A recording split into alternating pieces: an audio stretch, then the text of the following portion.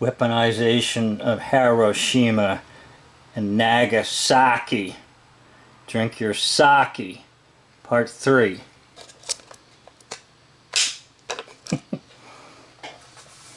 Now, my work is based on this documentary.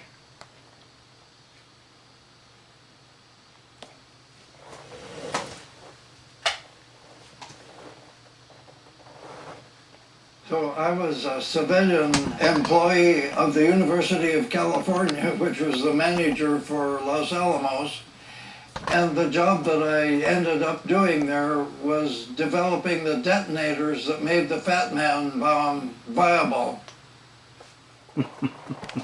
Now, we're going to hear a lot of testimonials, but I really just want to focus in on this one because he gives it all away. He made the detonators that made it viable. He doesn't try to hide his duping delight. He's got so much duping delight that he just radiates with duping delight. So we're going to have to listen to some of the other testimonials of individuals involved in the bomb. And that's what this section of the documentary is called, The Bomb. But he's our best one. He's my shining student, my shining pupil that just cannot hold back the smile. And wait till you hear some of the things he says.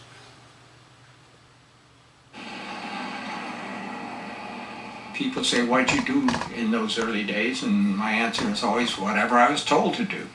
And I guess I wasn't learned enough or sophisticated enough to appreciate what it meant in the long run for the future of the world. When Paul called me, about the project, and he got a hold of me one night and said, Dutch, I'm forming a new group. He says, I'd like to have you for my group navigator. He says, I can't tell you what it is, but he says, if it works, we are going to either significantly shorten or end the war. We had been waiting for the results of the test in New Mexico, which we learned had been successful. Captain Parsons gave a briefing. He had witnessed the Trinity test, and he had brought movies to show us the projector failed, so he told about the test. And he said truly it was a gigantic explosion, maybe in the 10 to 20 kiloton range. And that certainly, those numbers certainly had impact with all of us. We knew it was going to be a big weapon. So he was going to try to tell them all about it by movies, but the movie projector failed. Back to my either or, real, R-E-A-L, or real, R-E-E-L. Interesting concept.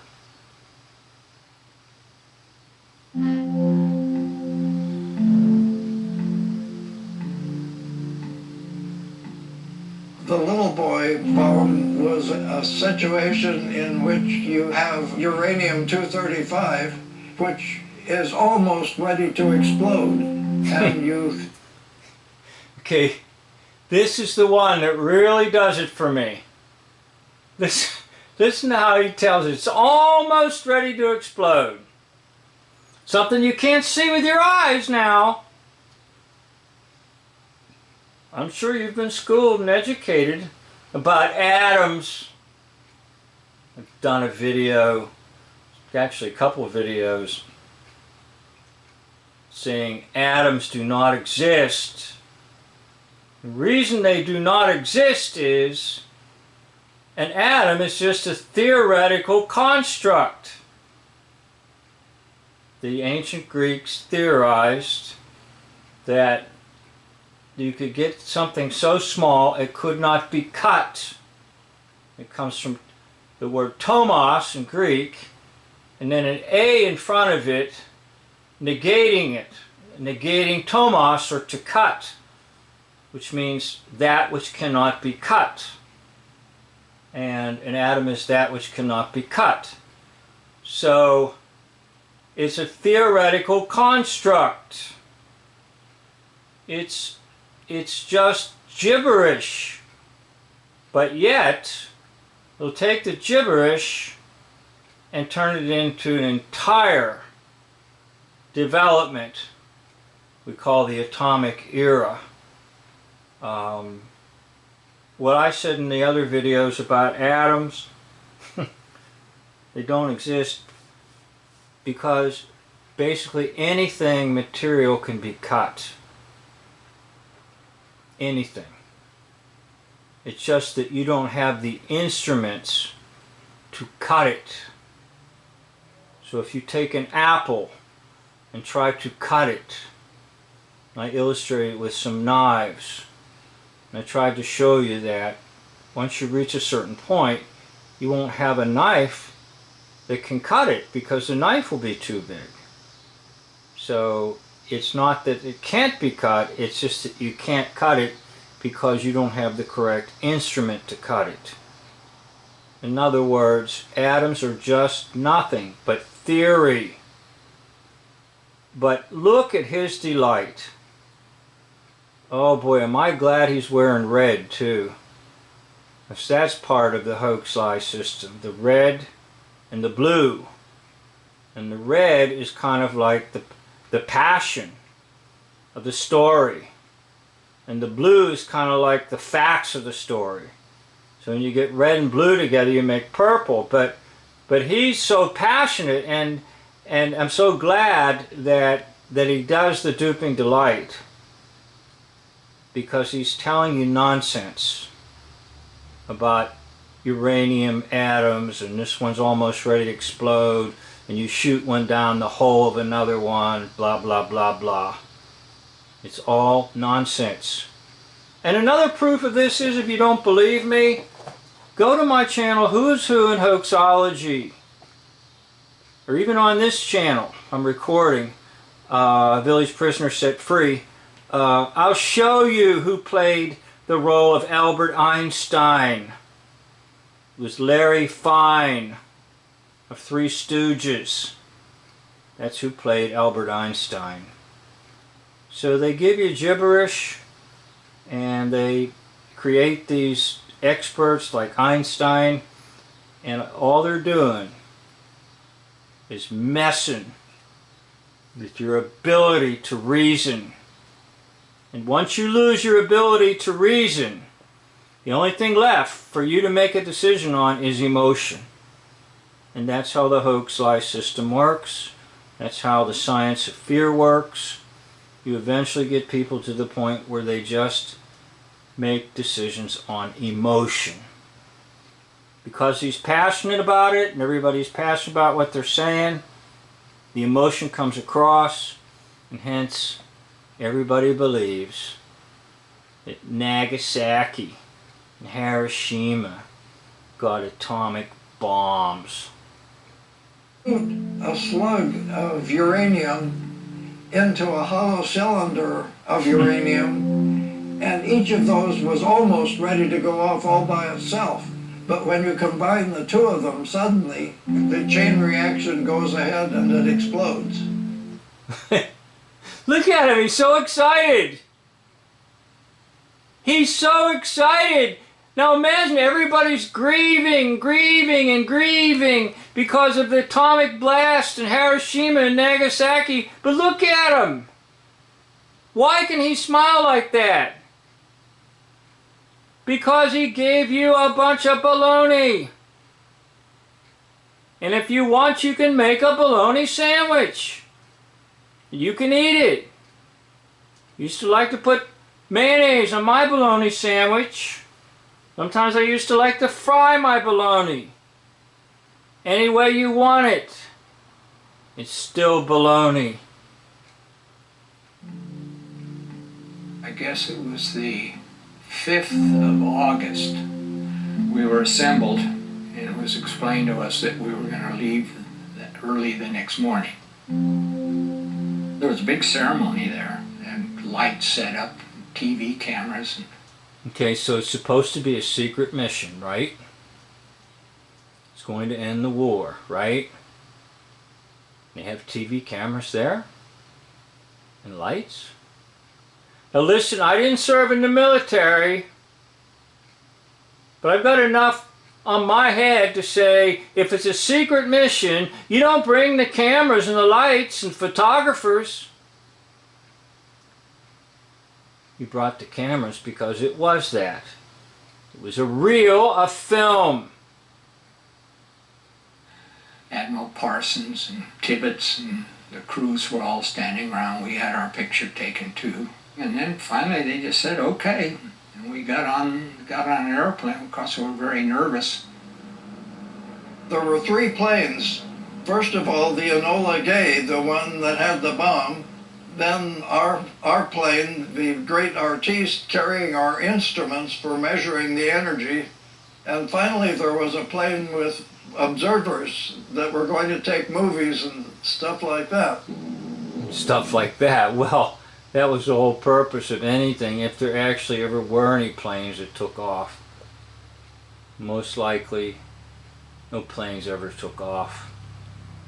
Most likely the Enola Gay was just a plane. They put a sticker on it, said Enola Gay. Didn't do anything. Most likely. Because everything was done with film, photographs, and liars. Climbed very slowly on the way. Navy Captain Parsons, he and Morris Jensen went back in the bomb bay and armed the bomb in flight at low altitude. I had the job of going in the bomb bay, switching those plugs from testing mode to arming mode, and I have maybe I was the last one to touch the bomb. The weather's perfect. I could see the coast of Japan from a good 100 miles away. I could see the city of Hiroshima from 50 miles away. And by this time, you know, the bomb sight is flying the airplane on the automatic pilot. That's the way it works. And so we went in, and finally the bomb left the airplane. I knew that it had 43 seconds of drop time before it would detonate above the ground, so I started counting. Everybody in that airplane is counting. 1001, 1000. I think we all concluded almost that the bomb was a dud. At 43 seconds. Now 43, 4 plus 3 is 7, and 7 is the mind weapon. So, the use of numbers and numerology usually is important in almost any hoax lie story. They always have to give you some detail with numbers in it. Why was it even important to say that? And how would anybody know for absolute certainty? But the use of numbers brings about the spells of witchcraft. Nothing happened, and I only had a second or two to have that kind of worry, because then the bomb did detonate. The whole inside of the airplane just was a big white flash, just lit up. And then the airplane had quite a shock. So here's something to think about. How can they be aware that the whole inside of the airplane had a white flash? Now once again, if we zero in on those clouds, we probably would come up with some interesting figures in it and some demonic aspects of what's in those clouds.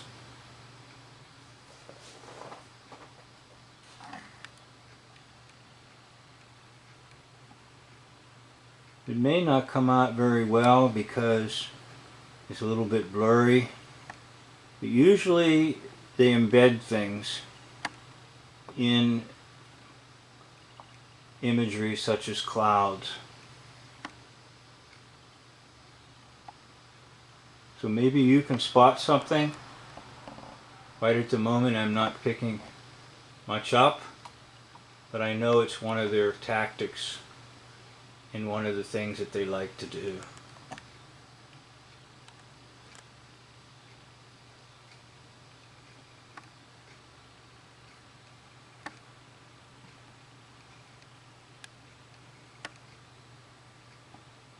That almost looks like a hand of Bigfoot.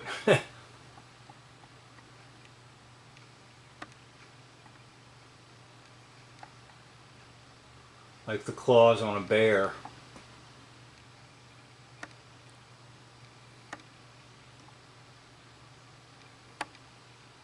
Or phallic symbols.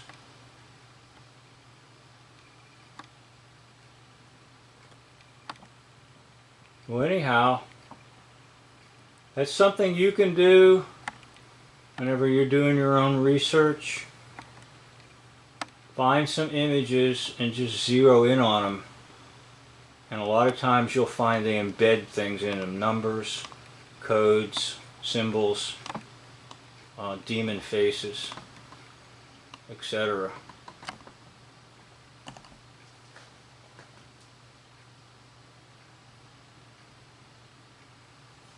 Around for a bit as the mushroom cloud grew, and we could see down on the ground a curtain of dust was spreading out.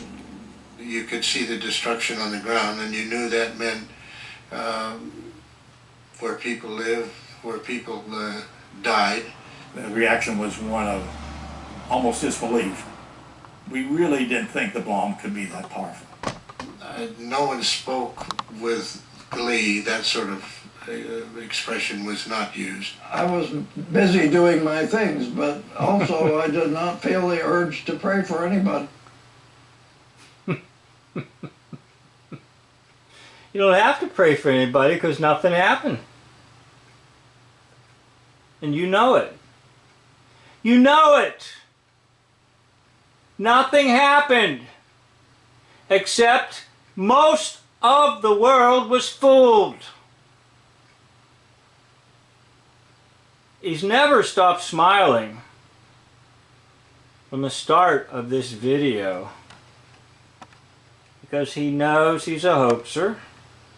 He knows he's a liar. He knows, as Dave J. would say, nobody died, nobody got hurt at Hiroshima or Nagasaki. He knows it. At that point, I probably should have. Why not? But I didn't. In my notebook, all I wrote was, it went off. It really did. It really did. It really did. Now, R-E-E-L. Not R-E-A-L. It went off on the reels of film. We dropped the bomb, we dropped it on time, on target, and that's what we were trained to do and what we wanted to do. And finally, as we got to talking about it a little bit more, there was a feeling that this war was over.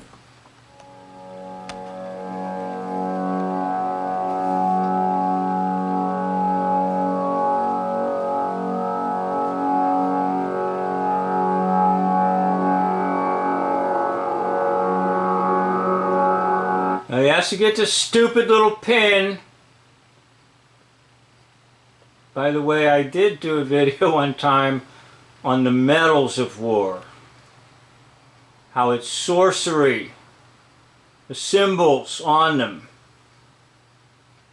To indeed try and get you to believe in all the nonsense.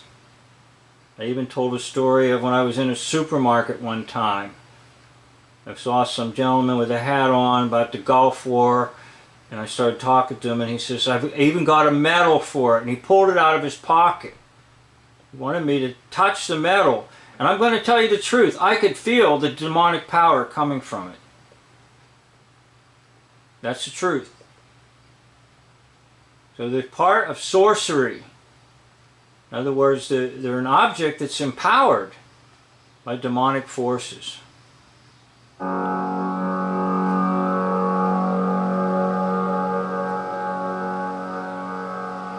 A short time.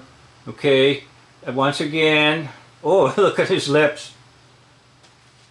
That is Jimmy Durante, by the way. I'll do another video here, start it right here, but Harry Truman is Jimmy Durante. You can check out my channel, Who is Who, in Hoaxology.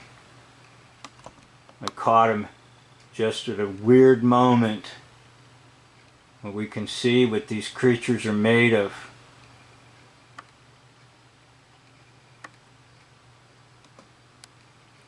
Now it's going to get a little blurry because of the camera, and it's an old footage, but look, isn't that weird?